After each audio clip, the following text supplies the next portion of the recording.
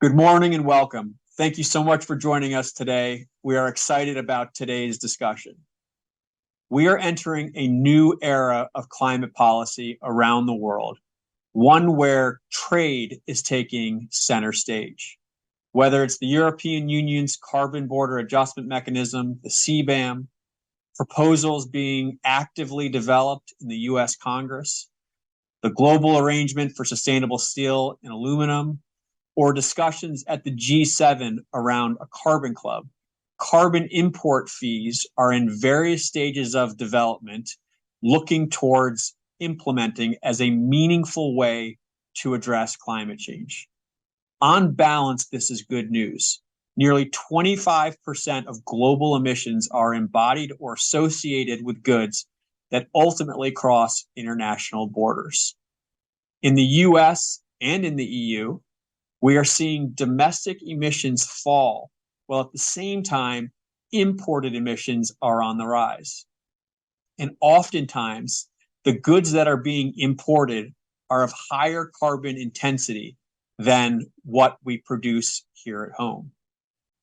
In this new arena of climate policy, in this new arena of climate and trade policy, there are economic opportunities, particularly for more efficient domestic producers, but there is also a tremendous amount of complexity in policy design. This is all new terrain. There is not anywhere in the world a policy currently in place that is adjusting for carbon intensity on imported goods, and yet these policies continue to march towards implementation.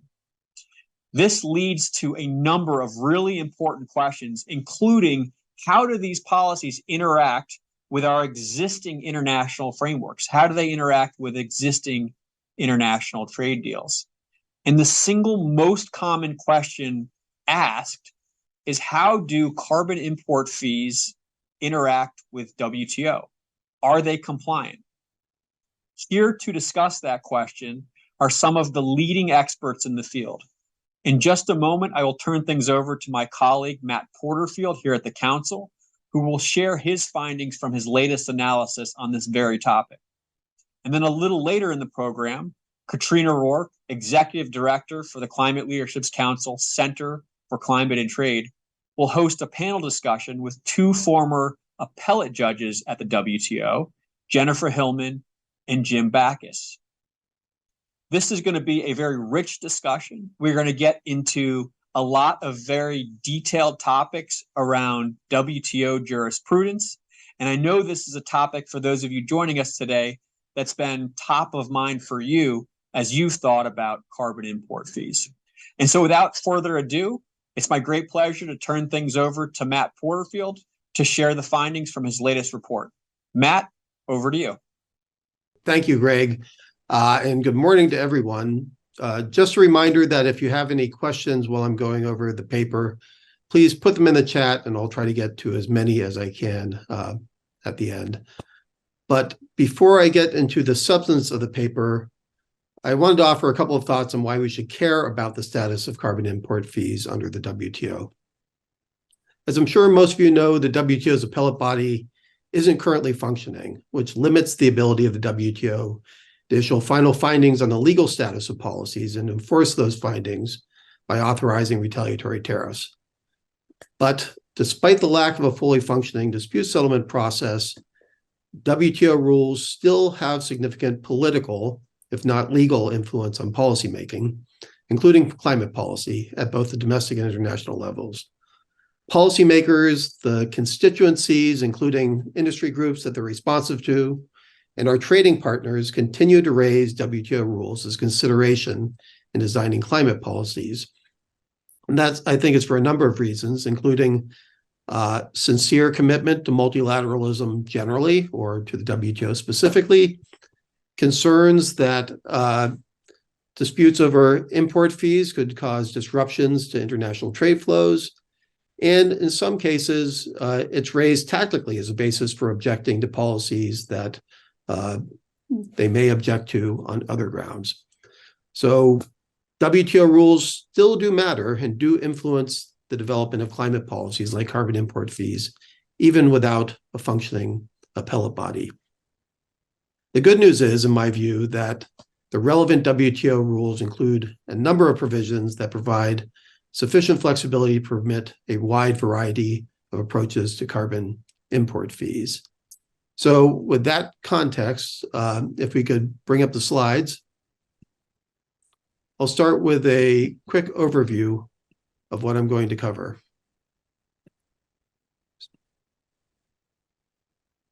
First, I'll summarize the different approaches to carbon import fees that are being considered. And maybe a note on terminology might be helpful.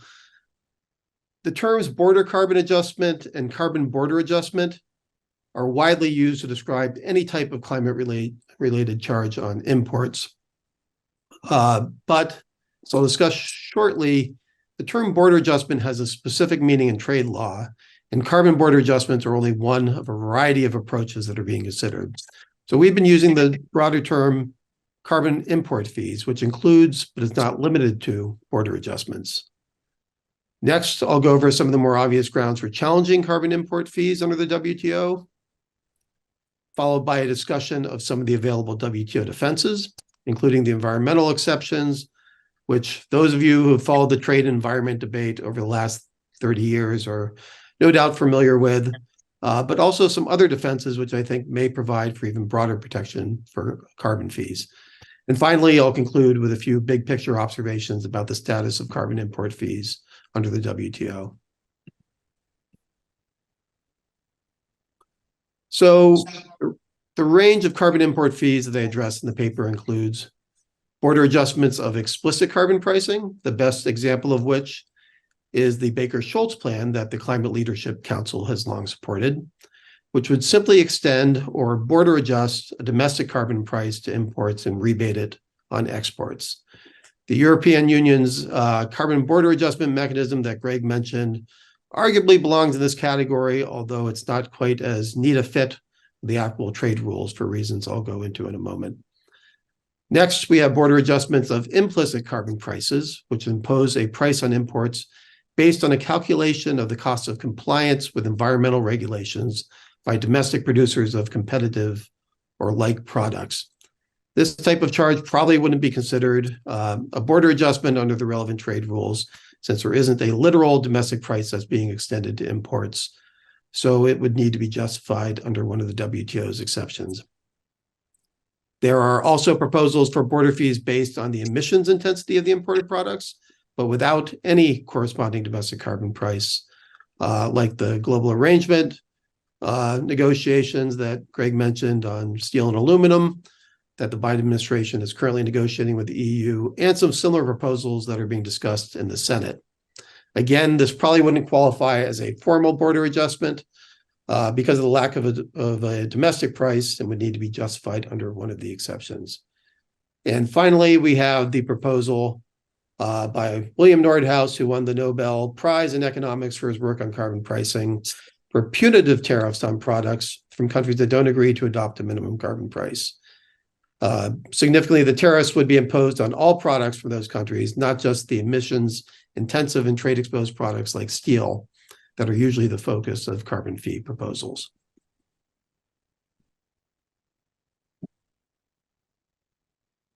So the most obvious ways in which carbon import fees could be found to violate WTO rules would be, first, if they are considered customs duties imposed on imported products, they would likely violate the limits on tariffs agreed to by all members of the WTO, known as tariff bindings.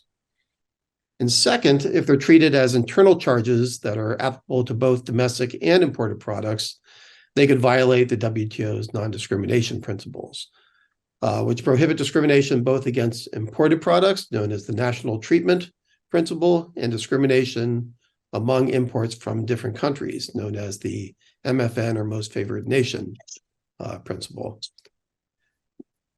Now, the non-discrimination requirements apply with regard to like products, and the standard for what makes products like is somewhat flexible, sometimes somewhat elusive. The appellate body has compared it to an accordion that expands and contracts depending on the context. So in theory, products could be considered unlike based on differences in carbon intensity. in which case the non-discrimination standards wouldn't apply. But in practice, generally products that are directly competitive are considered like, and import fees that distinguish between otherwise competitive products based on their carbon intensity could be found to be impermissibly discriminatory.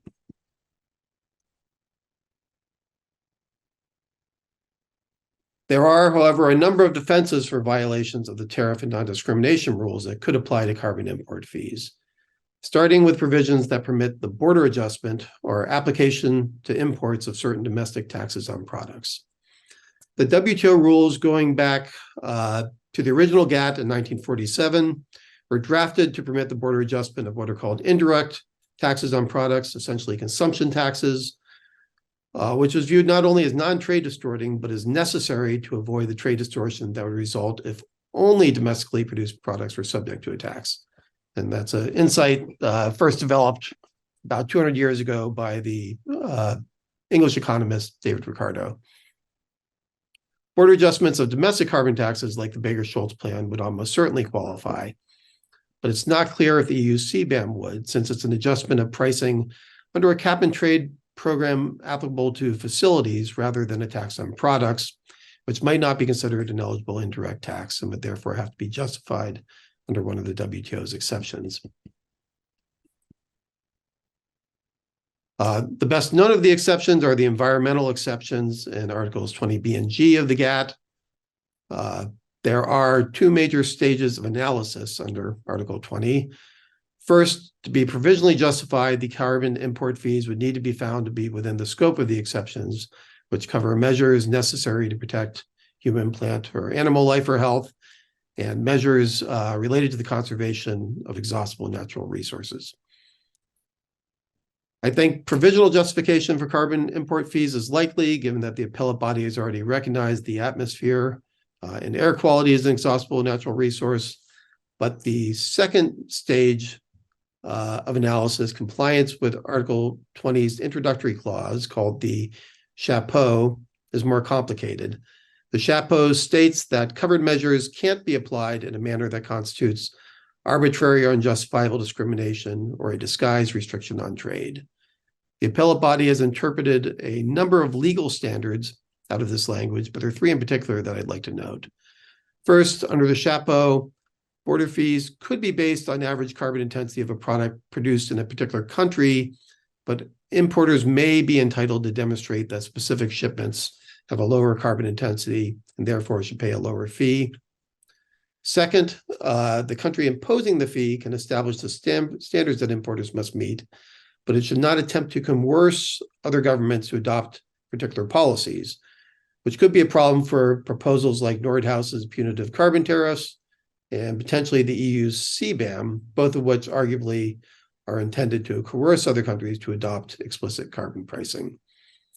And finally, there has to be a sufficiently close relationship between the permissible purpose of the import fees, protecting the climate, and any discrimination, which may make it difficult to justify import fees that are directed not only at reducing emissions, but also at economic objectives like the global arrangement negotiations, which will use import fees both to reduce the emissions associated with steel and aluminum production, but also to address non-market excess capacity.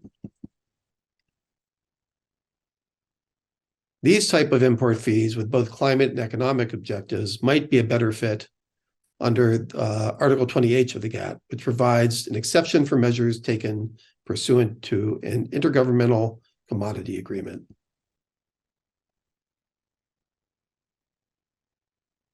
This provision, Article 20H, dates back to the drafts of the Charter of the International Trade Organization in the 1940s, which formed the basis for the GATT, and it presents two advantages as a defense for carbon import fees.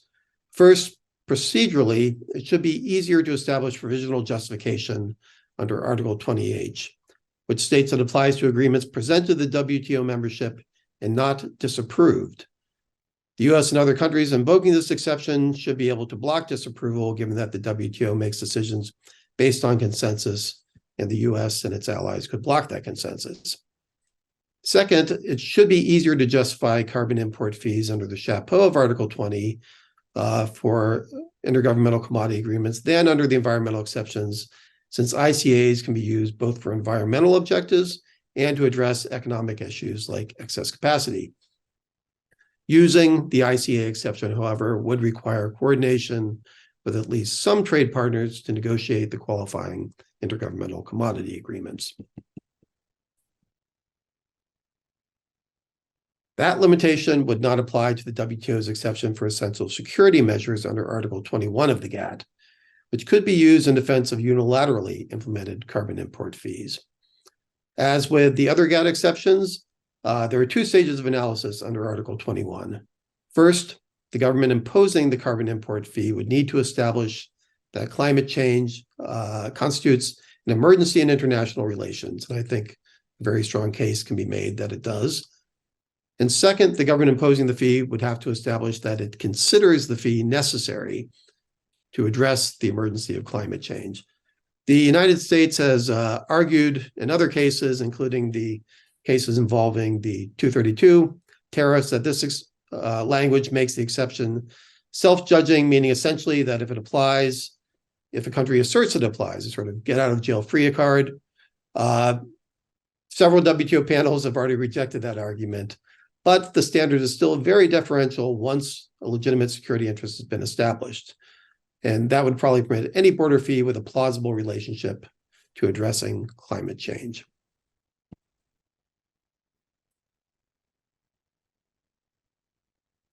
So where does that leave us? This chart, which is in the paper, is my attempt to roughly handicap where the defenses I've discussed would cover the different forms of carbon import fees. And as you can see, there's something of a spectrum, with border adjustments of domestic carbon taxes the most legally secure, and the ICA and essential security exceptions providing the broadest scope of protection. But there are credible defenses for even the most aggressive forms of carbon import fees. And that's the first broad conclusion I'd like to leave you with. There are available WTO defenses for carbon import fees, including those that aren't border adjustments of domestic carbon pricing.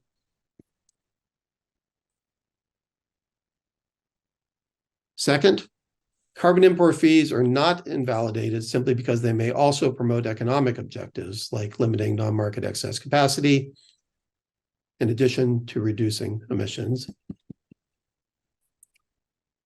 Third, the CBAM, as I noted, probably would not qualify as a permissible border adjustment because the ETS would not be considered an adjustable indirect tax.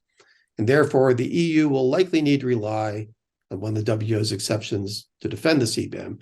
And this, I think, really puts the CBAM in a similar legal position with the United States, where proposals for import fees without domestic prices are being considered, and suggests that the EU and the US have a shared interest in promoting broad interpretations of the exceptions.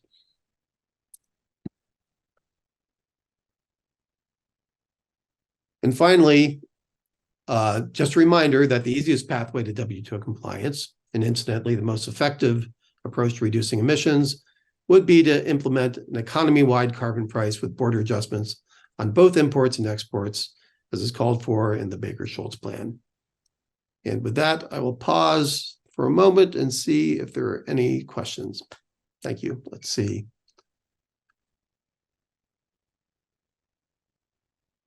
So, looks like there are no other questions. I'll see if anyone has any in the moment.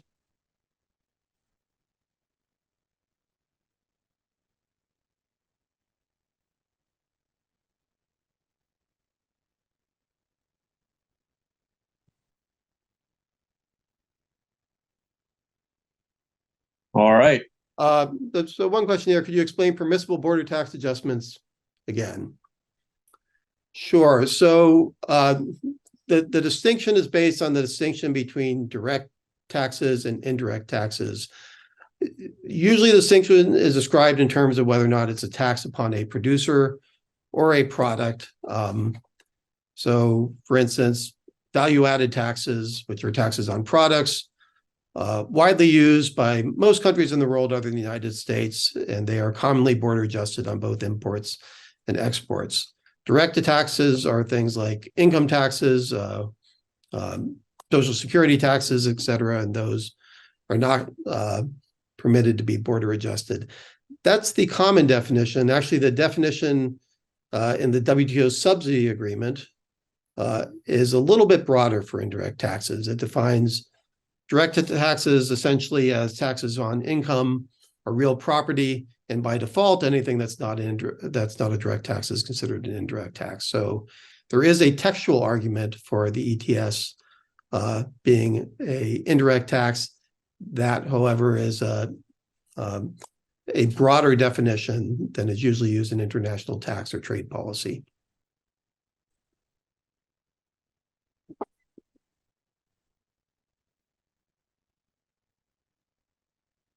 All right, well, it looks like that is the only question, so I will turn it back over to Greg. Thank you, Matt. Really important and interesting analysis. For those who are interested in, judging by the fact that you have joined this particular event, please log on to our website, clcouncil.org, to read Matt's executive summary and the full paper. I know this topic is important to many of you, particularly the multinational companies who are participating.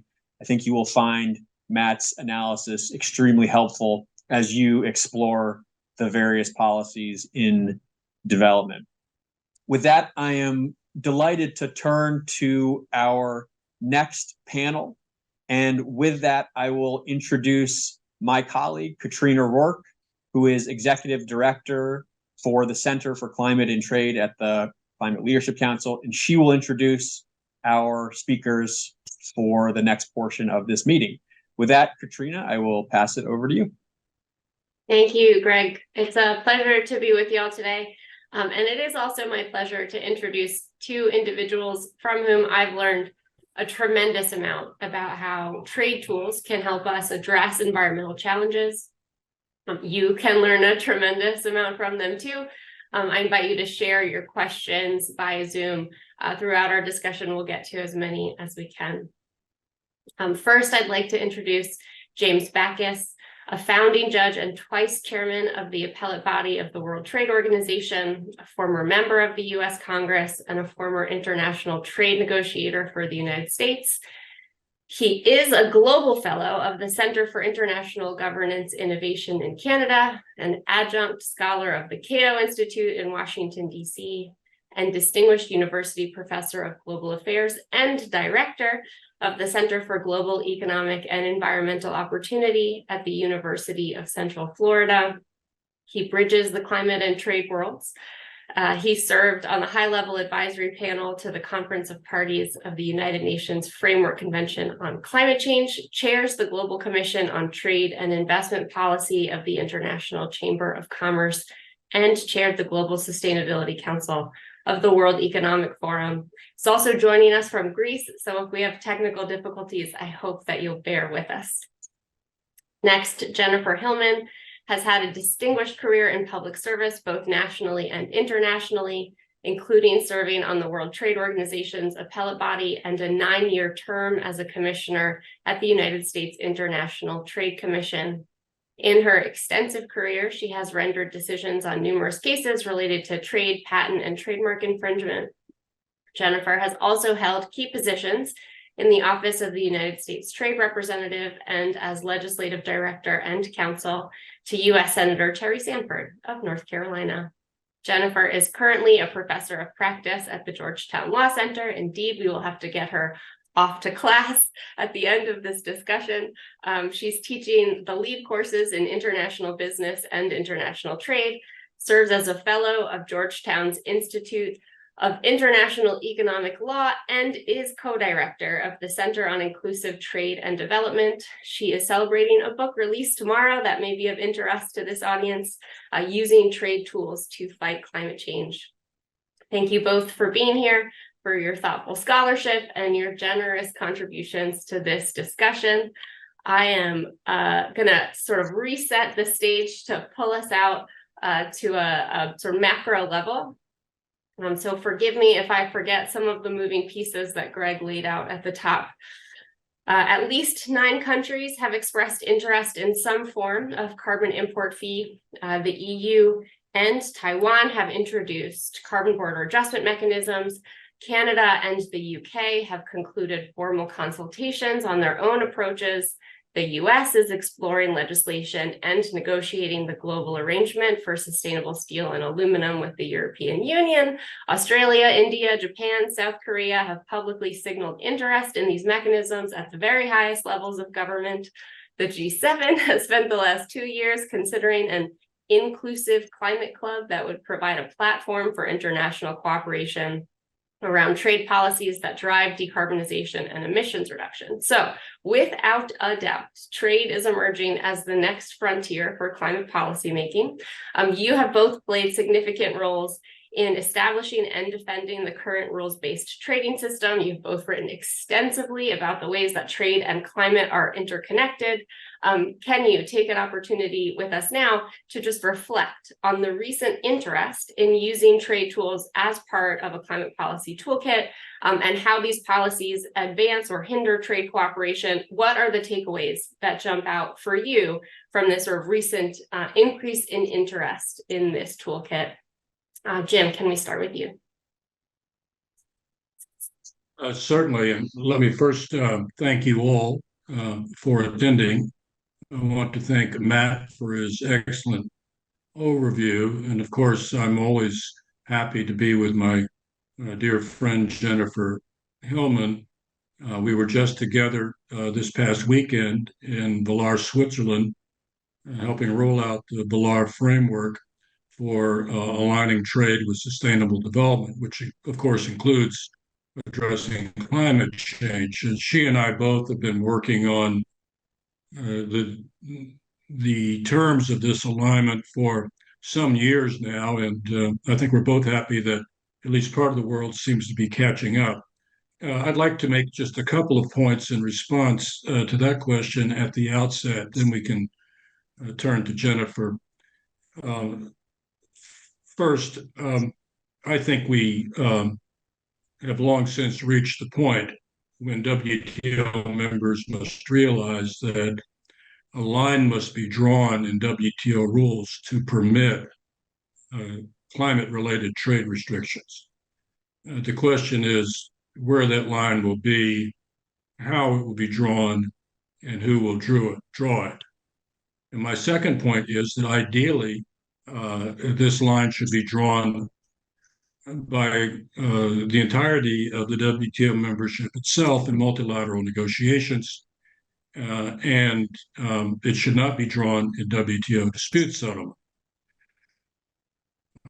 Jennifer and I are both former members of the WTO Appellate Body, and people often assume that people such as we are would prefer that everything be resolved in dispute settlement. It's quite the opposite. She and I have also been involved, both of us, in trade negotiations, and negotiating a solution is always preferable to litigating it. But in this case, I see the world turning in such a way that we will probably end up litigating.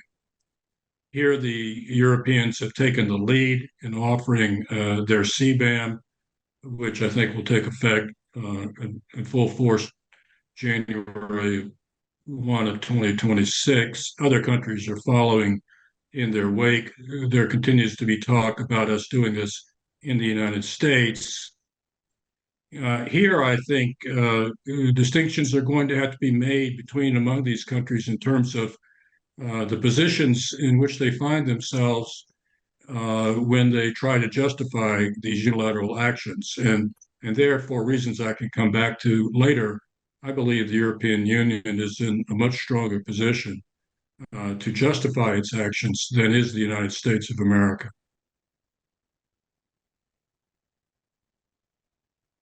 Thanks, Jim. Jennifer, high-level takeaways from this recent interest, please.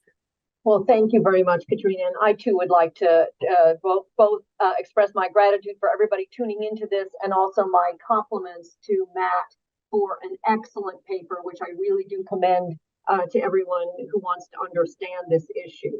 I'm going to just start by underscoring one of the things that Matt started with, which is, why should we care whether or not these policies are or not consistent with WTO rules or in general fit within the trading system. And I'm just going to underscore the reason why we need to care is because if we don't, it risks a lot of very unnecessary trade frictions and or even threatens the idea of a trade war, where one country puts on a CBAM or other trade-related climate measure and someone else in the world responds by retaliating, and then there's further retaliation, and the whole system starts to spin in a way in which instead of helping the fight against climate change, we harm it.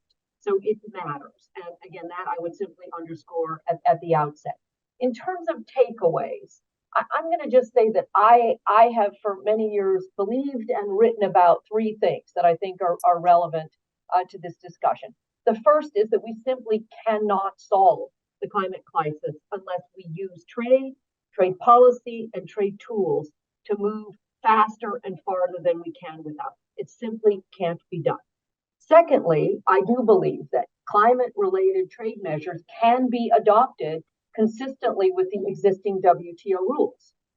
But thirdly, I would say that we may be able to do even more to move, again, farther and faster if we can make some tweaks or additions to the existing rules.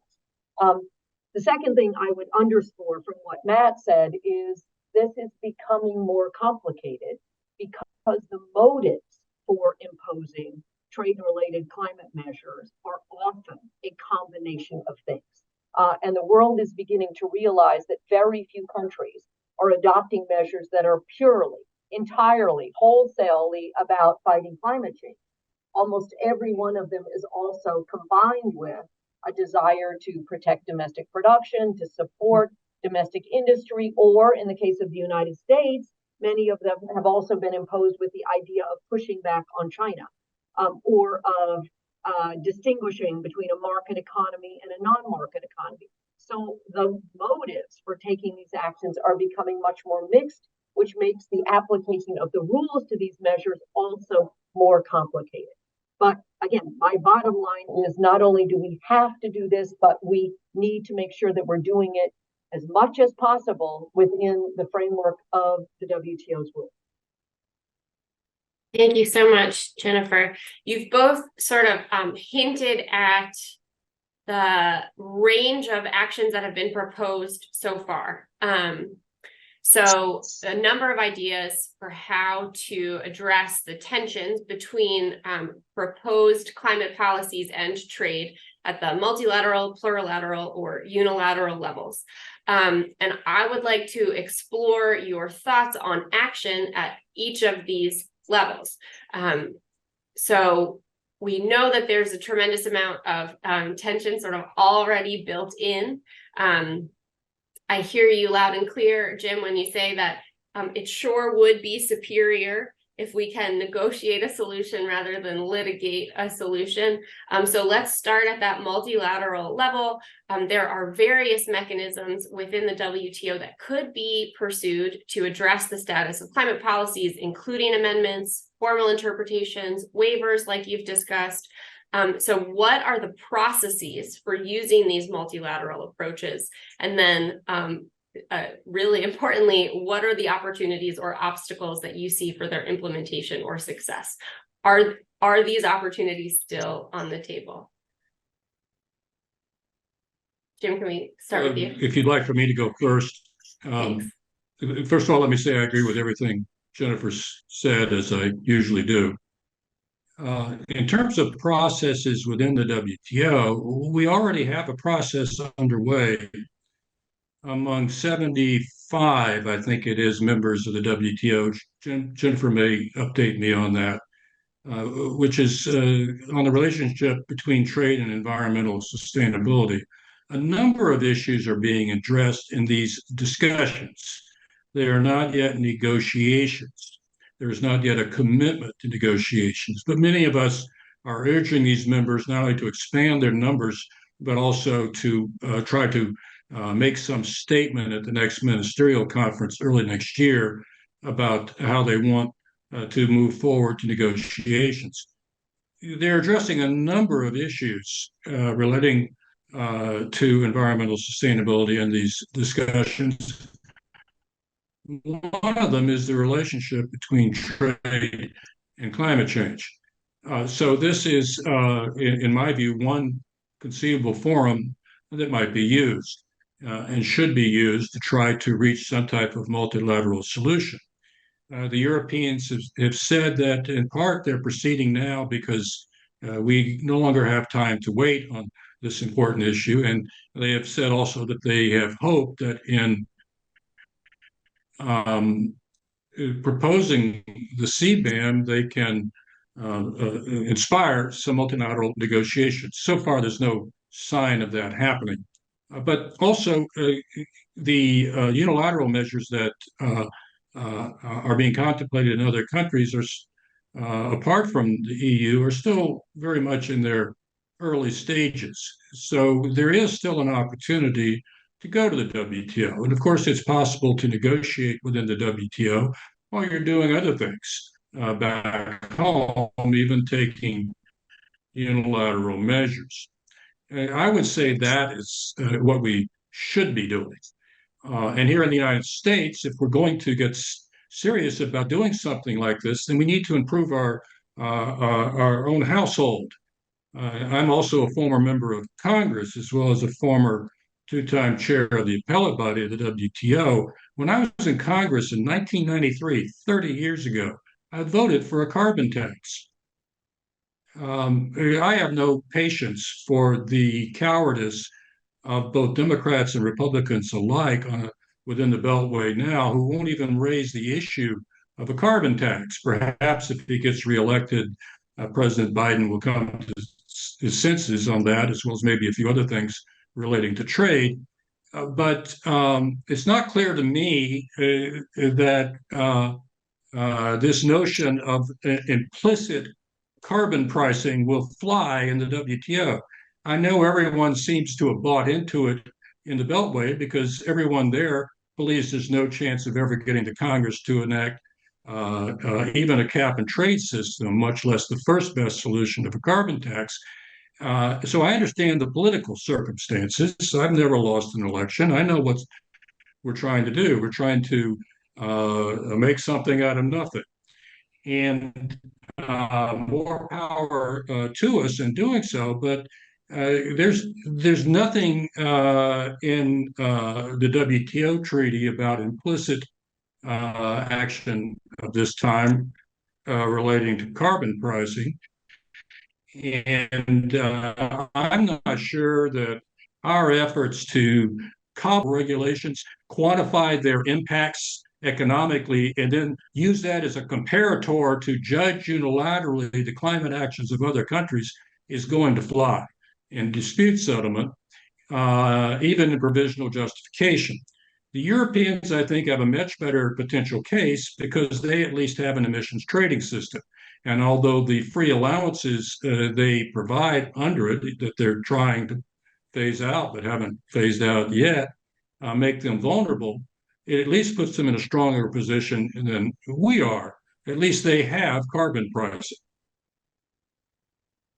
Thank you so much, Jim. Indeed, one of Matt's key takeaways is that the sort of easiest pathway through for justification is to have a domestic carbon price that you can adjust on import and export. And so while he's absolutely right about that. While he sees other pathways, that does seem to be the safest. Jennifer may disagree. I'm looking forward to what she has to say. Yeah, me too. Jennifer, please. Well, I'm going to take up, though, the premise of your original question, which is, could we use some of the existing tools within the WTO agreements right now to move further? I mean, and you specifically throw out the idea of amendments or formal interpretations or waivers. And I'll just say, yeah, all of those are clearly available tools that we could amend the existing rules in order to make them work better for climate change. And of all the rules that are out there that I at least am the strongest proponent of thinking whether we could amend would be the rules related to subsidy, so that we could figure out if there is a way to effectively design the rules that would help us draw that line between what is a good subsidy that is creating decarbonization technologies or is leading to, again, climate change efforts, and distinguish those from those that are doing just the opposite. Fossil fuel production subsidies and others that are subsidizing activities that are actually harming the fight against climate change. Yes, those could be amended. You mentioned formal interpretations. Yes, we could do formal interpretations. For example, I would just throw out there, if we were to do this, one of the first things that would be maybe useful would be a formal interpretation that the exceptions, particularly Article 20 exceptions, formally apply to the agreement on subsidies and countervailing measures, since that is a topic of some debate in Geneva. Thirdly, you mentioned waivers. Again, that is another tool that's in the toolbox where you could waive specific provisions of the WTO. This is exactly what was done in a very limited way to waive the TRIPS, the Intellectual Property Protections Agreement, in order to allow COVID vaccines to be more readily made and produced. Could we do a waiver on the patents that now exist on a lot of the most cutting edge green technologies around net negative cement and around ways to produce hydrogen and green steel? I mean, so yes, there are all of those tools. Could they be used? Yes. But the problem is the adoption of any one of those three tools requires a consensus in the WTO. And as we've increasingly seen over the years, consensus has been increasingly interpreted to mean unanimity. You have to have everybody on board. And further, the notion right now in Geneva is all it takes is somebody raising their flag and saying, I object to the consensus for any or no reason at all. And so reaching that consensus to do any of those formal things that you've described, I think is very difficult. Helpful, but very difficult. However, I would note, there are also some, if you will, soft law. I mean, all of the things that you mentioned would create, if you will, hard law changes to the system. But there are a lot of soft law opportunities to raise a lot of these issues. Again, there is the Committee on Trade and the Environment that could be engaged in interpretations that would be helpful. They just wouldn't be binding because they wouldn't be formally adopted. There is ongoing right now something called TESD, Trade and Environment Sustainability Dialogues, discussions. Those, again, could feed into these kind of amendment, interpretation, or waiver discussions, just, again, not resulting in a binding result. There's also the opportunity to raise what is referred to as specific trade concerns, where countries can say, I'm intending to do this, and everybody else can discuss whether or not it really creates problems for them, what kind of problems, how big of problems, how serious of problems, in a way to get some soft sort of buy-in for what countries are doing. So yes, there's a lot of things that can be done under the WTO rules. My only concern with going down the formal hard law approach is we don't have time. We have got to solve the climate change crisis much faster than formal hard law mechanisms may allow. Thank you, Jennifer. Yes, okay, so this idea of getting to unanimity at the WTO on a pathway forward, it does seem If challenging. I may add, before you ask another question, just as a footnote.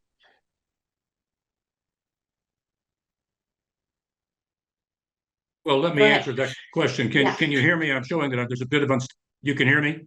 We can hear you. Well, Jennifer and I both agree that we need to stop being hobbled by this consensus rule. I won't bore you with all the details, but a long practiced way of achieving consensus has been first to achieve plurilateral agreements among some but not all members of the trading system. And these plurilateral agreements have often later become fully multilateral agreements. I think that's the best approach now if some members of the WTO are reluctant to move ahead with additional trade-related climate ambitions. Let me add to what Jennifer's already said. Again, I agree with everything she said. It's amazing how smart she is. But of the options, I have written endlessly about my preference for a climate waiver. As unlikely as it seems, I think for the last reason Jennifer mentioned, time, it may be the most achievable, other than simply for the first time in the history of the system, having the members enact formal legal interpretations clarifying existing rules. And there, one I've suggested, and I think Jennifer has suggested as well, is that the members should clarify that the defenses in Article 20 of the GATT are available to violations of obligations under the Agreement on Subsidies and Countervailing Measures. That is not clear as it stands either in the agreements or in the jurisprudence. Super helpful. I do want to unpack these unilateral approaches and defenses, but before we get there, let's make a way station more formally at the sort of bilateral or plurilateral option, because it does seem to be a promising pathway. The term carbon club has been used to describe a variety of proposals, including what the G7 is presently focused on in terms of an inclusive climate club, which would extend an olive branch to non-G7 markets to participate in this club, work towards decarbonization together, preference trade amongst members. And so I would love to focus in a little bit more here and see, understand a bit more about what you see as the role for these kind of club approaches. And if you think any of the ideas on the table, G7, the global arrangement for sustainable steel and aluminum, a sort of more strict Nordhaus style climate club, are any of these approaches particularly promising, both for getting us toward an instrument we can start relying on to address the emissions associated with traded goods, but also to form a pathway towards greater cooperation, if not total unanimity, at the WTO? You want me Jennifer. to start or to go to Jim first? Yeah, go ahead, Jennifer. Go ahead. So let me just start by saying, let's just explain a club and why it has implications for WTO rules, because in general, all clubs, in essence, treat everybody that's inside the club differently and arguably better than everybody that is outside of the club. So right out of the box, those clubs have the potential to violate the basic core number one principle, if you will, of the WTO that Matt talked about, which is most favored nation.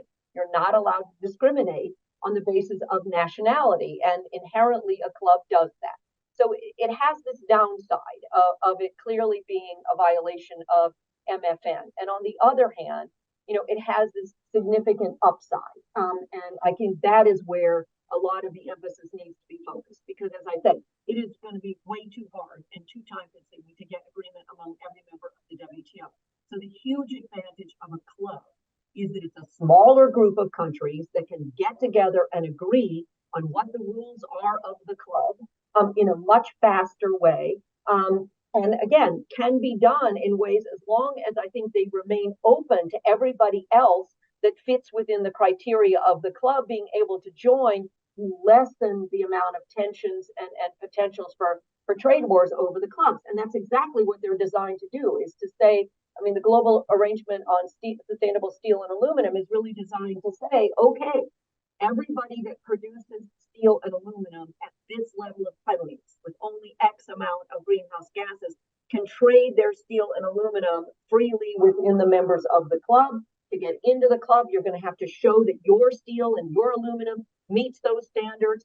Everybody whose steel and aluminum does not meet the standards of the club has to pay a common tariff whenever they're exporting steel and aluminum to the members of the club. So again, inherently, it makes sense to do a couple of things. It helps fight leakage, meaning everything that Greg was talking about at the beginning of this discussion, that if you don't do this, then what happens is the dirty steel and the dirty aluminum start to be increasingly imported into markets that do have restraints on the amount of greenhouse gases, and it creates unfair competition, and it doesn't do anything to solve the climate problem if you're going to continue to produce dirty steel and aluminum in some other market. So there's real climate change reasons to want to say, yes, we should do these clubs. And the trick, again, is going to be whether you do them in ways in which they are not from the box inconsistent with the WTO agreements. And again, for me, two key things to think about in doing that. One is to make sure that they are available and open to anybody that meets the terms of the club. and that you don't design the terms of the club in a way that says, because of something that has nothing to do with your carbon emissions, you just can't join the club because we're going to set criteria that makes it impossible for you to join.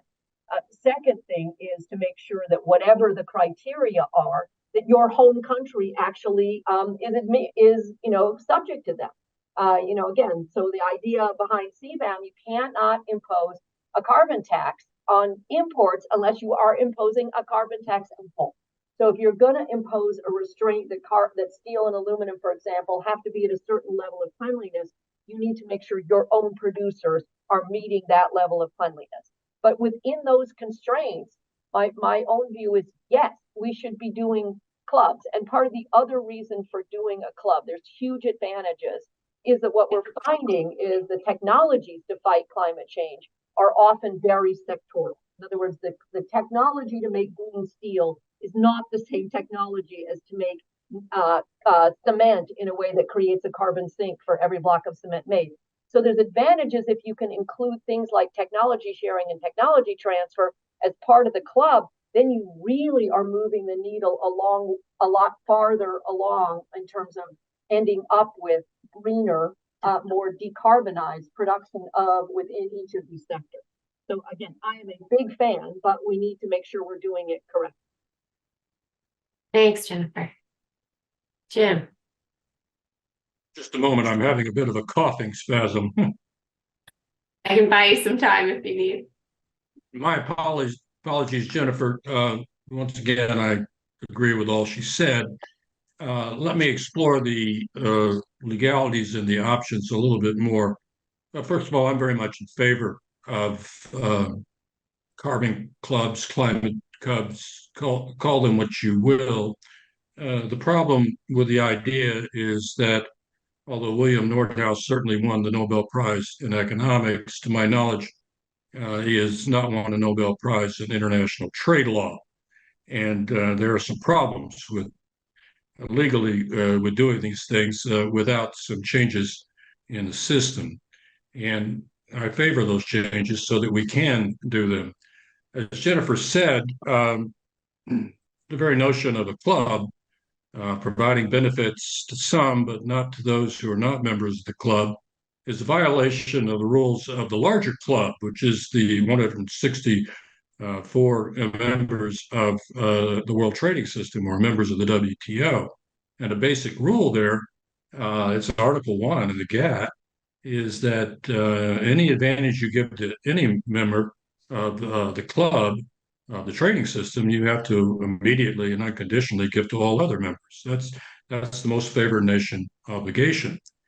And a club, whatever its purposes, that does not do that is going to be in violation of Article 1 of the GATT. So how do we avoid that? Such plurilateral agreements, since that's what a club would be within the WTO, will be a plurilateral agreement, are going to be permissible under one of two instances under the existing rules. One is if all the benefits are extended immediately and unconditionally to all the members of the WTO, whether they join the club or not, whether they accept the new obligations or don't. And sometimes countries that wanted to move ahead have gone ahead on these terms because they have amongst themselves comprised the vast majority of the trade in a certain sector or product. And so they were indifferent as to whether other countries that weren't a part of the agreement got the benefits. We did this, for example, with the information technology agreement. It's worked out well. We've recently modernized that agreement to include more products. The other permissible approach is to deny those who are not in the club, those who have not signed the plurilateral agreement, the benefits of that agreement. But in order to be able to do that and have the agreement be a WTO agreement, you have to have the permission of the members as a whole. And this is unlikely to be forthcoming, much as I have argued with developing countries that the more they resist this, the more they push developed countries out of the WTO to conclude agreements in which they have no say, but about which they will be impacted later on. So, what do we do with climate clubs? The talk mostly has been about these climate clubs as having to be non-MFN.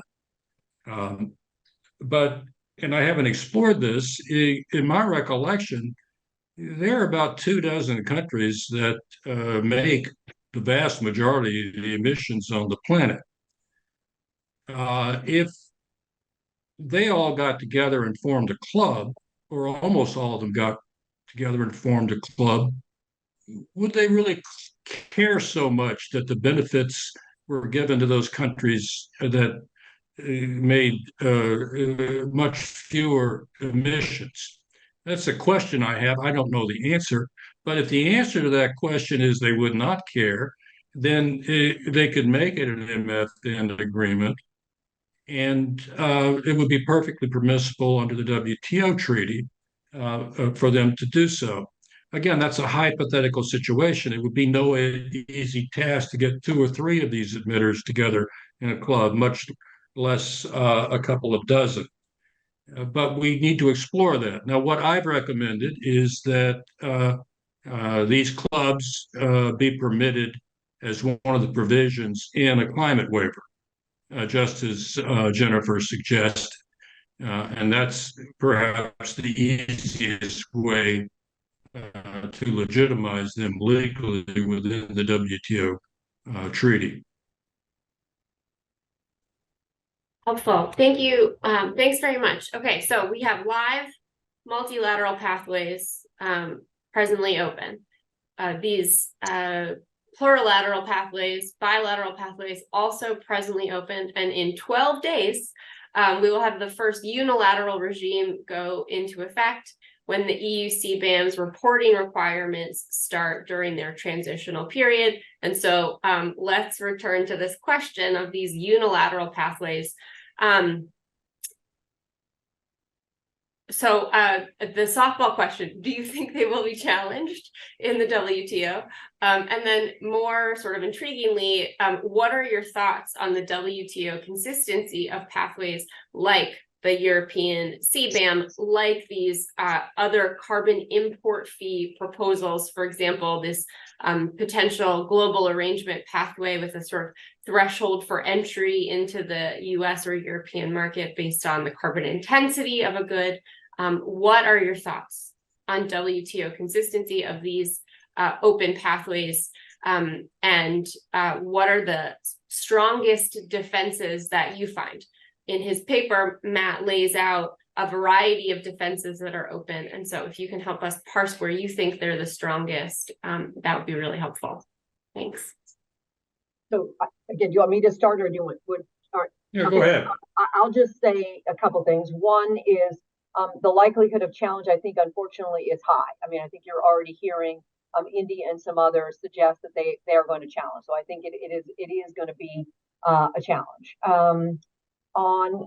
But when I step back and look at what the EU has done, I would like to say I think the EU has worked very hard to try to design a system that would be consistent with the WTO. I mean, they have worked very hard to say that the amount of the charge, which is again, so if you step all the way back from it, the basic rules are you're allowed to put a charge on imports that exceeds any tariff bindings, etc. You are allowed to put a charge on imports, provided it is, in essence, the same charge that you are also applying domestically. I mean, that's a basic Article 2 of the GATT. You can do that. So the issue for the EU is fairly complicated because they're trying to say, no, this isn't really a tax. This is really a regulation. Again, you are allowed to impose regulations on imports as long as the regulations are effectively the same as the regulations that you are applying at home.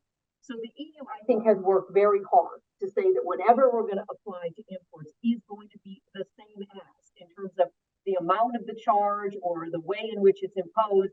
they're trying to say that it is the same as what the EU producers are currently doing, currently paying, currently subjected to under its emissions trading system. And therefore, there is no discrimination, and therefore the EU CBAM should be considered consistent with the WTO.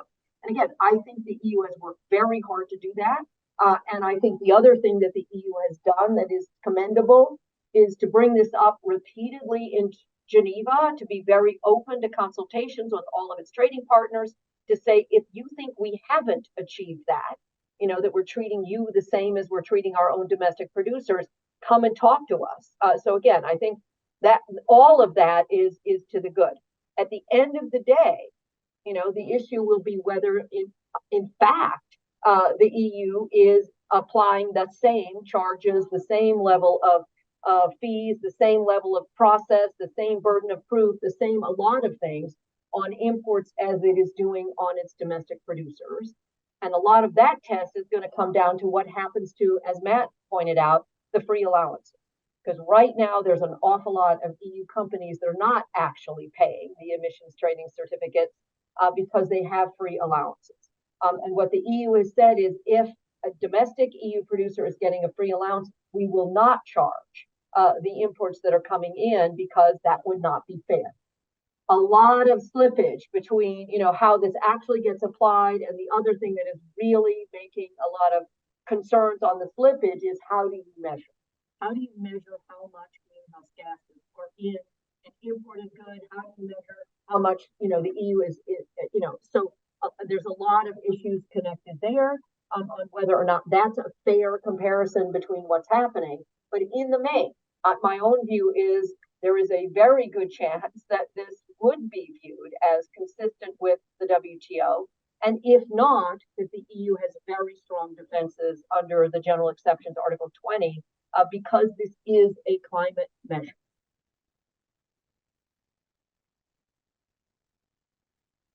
Jim. Let me see if I can offer a few of my thoughts based on where the CBAM stands in the European Union. And it's important, I think, for us to realize that they still have time to make some changes before they fully implement it. First of all, I don't see how the Europeans can avoid a violation of Article 1. Picking and choosing among like products of different supplying countries is the very definition of a violation of the most favored nation obligation.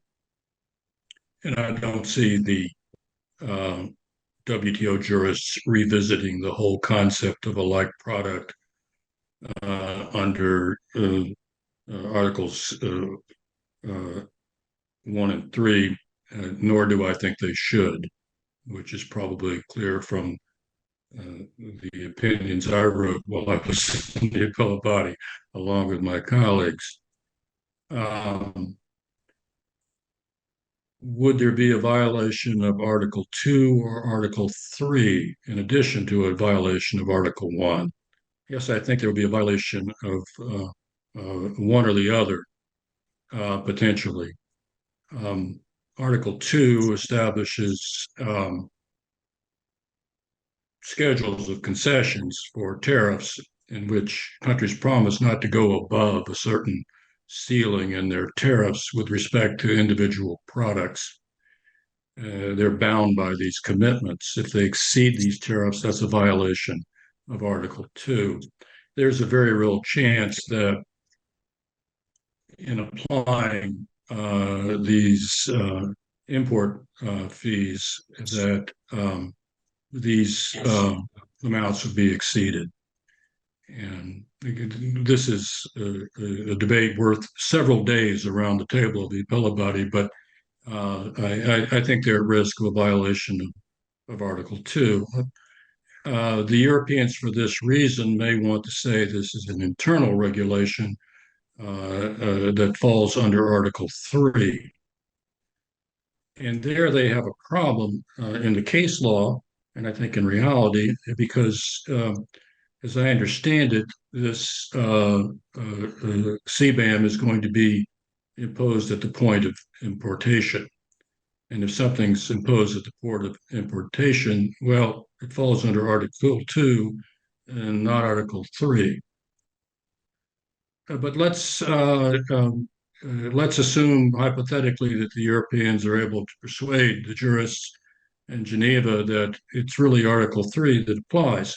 Here, Jennifer has identified the problem they will have at that point, which is the free allowances. The free allowances not only are violations, in my view, of the subsidy agreement as it stands, absent the CBAM for the European. With respect to Article 3, if some of the European producers are not paying the allowances and importers are on their products, on like products, then that's a denial of equal competitive economic opportunities to the like imported products, and that's a violation of Article 3. Well, is Article 20 a saving grace? It could be. I think that provisional justification will work here for the Europeans. I don't think it would work under 20B because the CBAM is not necessary. There's a reasonable alternative that's available that's less trade restrictive, and that would be a carbon tax. But the Europeans have the same political problem and being pusillanimous about this issue as we Americans do. But 20G, I think, offers a real opportunity for them to be provisionally justified. Thus, I think the case will rise and fall in the chapeau. I don't see this as in any way a disguised restriction on international trade. This is a climate measure. But the question then becomes, well, in how it's applied, will there be arbitrary or unjustifiable discrimination? And there I have strongly advised the European Union, because I would like for them to win the case, that they need to do a whole lot more than they've done thus far in terms of consulting with the affected countries. They need to look at what the gasoline case said about trying to negotiate cooperative agreements. They need to look at and see what we said in Shrimp Turtle about sitting down with other countries to try to reduce the potential costs for them in compliance, which, by the way, would be an Article 11 violation. I didn't mention that. And try to minimize them in good faith so that you can truly say that this measure is being applied in an even-handed way. I think the jury's out on that right now in terms of European compliance with the chapeau. And I think the Europeans have the time still to do that right if they apply the measure truly in an even-handed way. And I hope they will. Jennifer may differ on one or two aspects of this, and both of us are only guessing, but we're making what might be considered educated guesses. I think yours are among the most educated of guesses, indeed.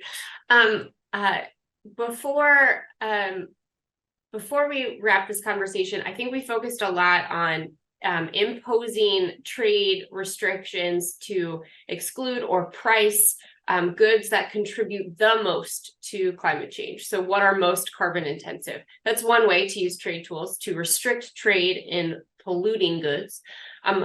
Can you unpack for us sort of the what we might call the carrot approach here, which is increasing trade in the types of goods and services that we want more of to decarbonize the global economy? Jennifer, I know you're tight on time. Do you want to take that first? Well, yeah, I mean, obviously the answer is we need to be doing both, and the key ones that you could do, and again, there's a lot of talk now in Geneva about doing that to promote more trade in green goods and green technology, would be to revise and complete what had been an environmental goods and services agreement that had been proposed to try to take down all tariffs and all non-tariff barriers to allow much more free flow of those goods that are considered green or that themselves contribute to decarbonization. And again, that to me is, should be, priority one on the side of not restricting, but in fact using trade to promote the movement of those goods and those technologies. Again, the negotiations fell apart over arguments over whether this product or that product should or shouldn't be included. But I think obviously with how urgent the situation is, again, the mood in Geneva is you got to get back to that bargaining table right now, and don't make the perfect the enemy of the good. Agree on as big a list as you can agree on and move forward on it. The second area that I'll only throw out there is subsidies.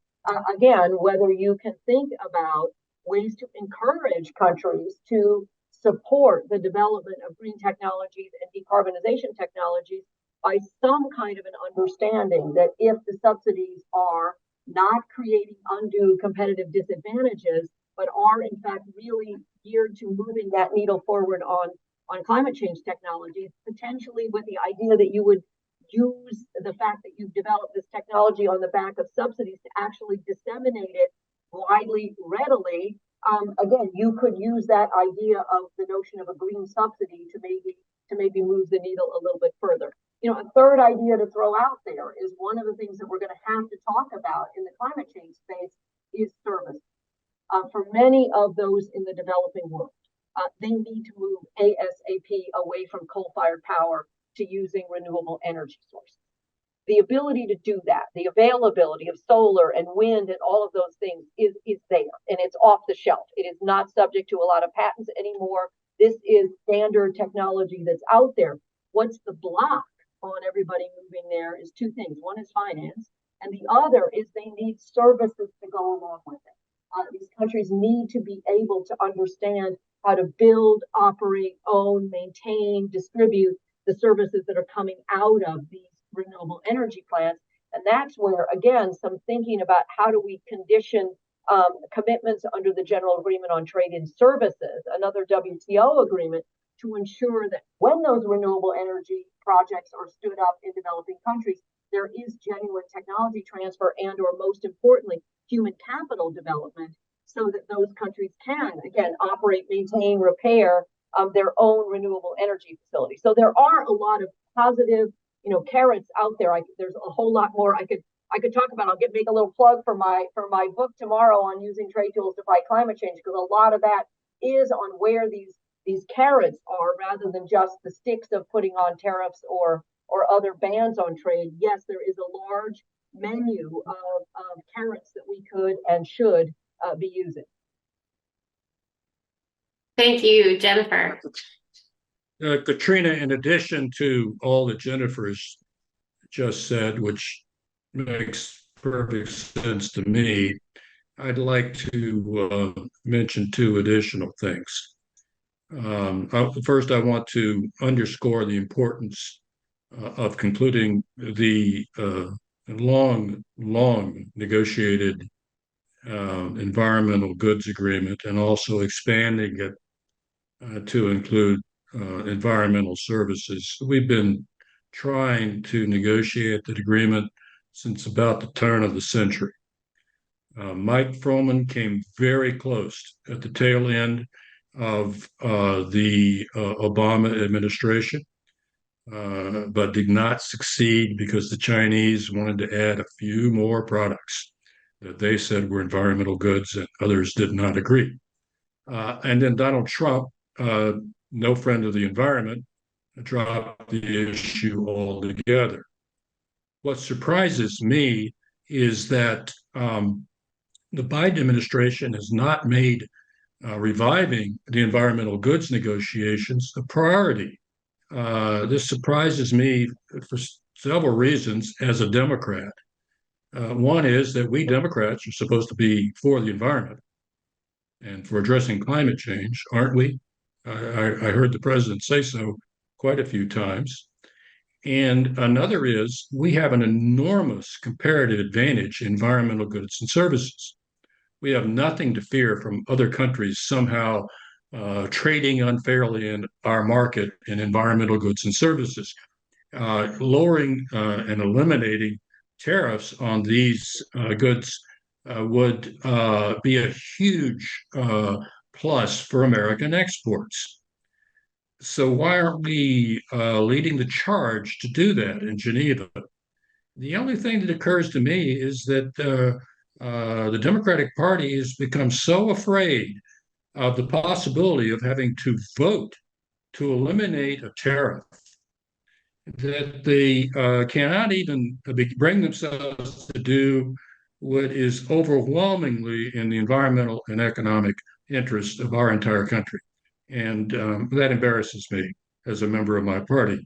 The second thing, and here both parties are to blame, is that under the TRIPS agreement, the intellectual property agreement, we have and have had since 1995 an agreement to engage in technology transfer to the poorest countries in the world.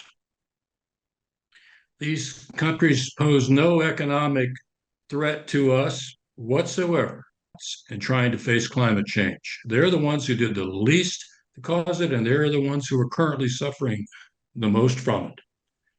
And yet we have not kept this commitment to provide that technology transfer. We've submitted some reports in which we move shell peas around and borrow Peter from Peter to pay Paul to appear to have engaged in real technology transfer, but we have not done it. We have not even tried. And that too embarrasses me. On both of these issues, I hope that someone on the Hill is paying attention, because these are things that should be moving forward. Helpful context, abundant opportunity, both for these policies that look and sound like carbon import fees, and for opening up trade in the products that we know are going to help the U.S. and the global economy decarbonize. I want to say again, thank you for your generous contributions to this conversation throughout your careers, but also for sharing your time with us today. We really appreciate your reflections. There are a few unanswered questions from the chat, and so maybe we'll do it again soon. But thank you so much for your time today. I'm going to turn it back to Greg to close us out. Thanks, Katrina, and thank you one last time to our participants today, Matt Porterfield, Jennifer Hillman, and James Bacchus. Really deep and rich conversation. For those who are interested in learning more, please visit our website where we have all of our materials, including Matt's most recent paper. And keep your eyes out for emails from us on upcoming events and our future work. I would note that many folks today are beaming in from New York City for Climate Week. I would also note that we are just over 2 months away from the next major global climate gathering, which will be in Dubai for the COP. If you are planning to attend, please reach out. We'd love to connect with you on the ground in Dubai. For the first time ever on the official agenda, trade will be an agenda item. So that will be very interesting to watch. We understand the WTO plans to have a presence at the COP as well. So these topics that we discussed will certainly be part of the discussion over the 2-week conference, and we'd love to continue it with you there and in the meantime. And with that, I will bring this webinar to a close. I'll thank everyone one last time for joining and wish everyone a great day. We'll see you soon. Thank you so much.